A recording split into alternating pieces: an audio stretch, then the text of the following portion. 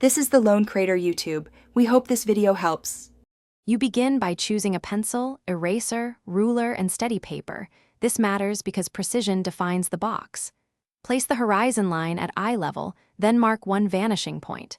Draw a front-facing rectangle for the near face. This is your base reference. Once done, connect the rectangle's corners to the vanishing point with light construction lines to establish depth. Make sure to keep lines light so you can adjust proportions. These first steps set perspective and control the entire drawing. You now extend the corner lines toward the vanishing point to create the box's depth. The farther those lines intersect, the longer the box will appear.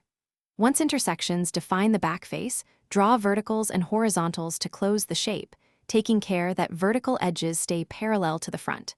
After verifying proportions, darken the visible edges and lightly erase overlapping guides. Make sure to compare left and right side angles. Small adjustments now prevent perspective distortion later. You finish by choosing a light direction, then apply shading to the faces opposite the light to communicate volume. Use gradients rather than flat blocks to sell the form. Add a cast shadow on the ground anchored to the box's base. This reinforces placement. Clean up all remaining construction lines and lift highlights with an eraser for edges that catch light. If the box still looks skewed, check the horizon and vanishing point alignment first. Correcting those fixes most perspective errors quickly. Thanks for watching. Consider subscribing if we helped you.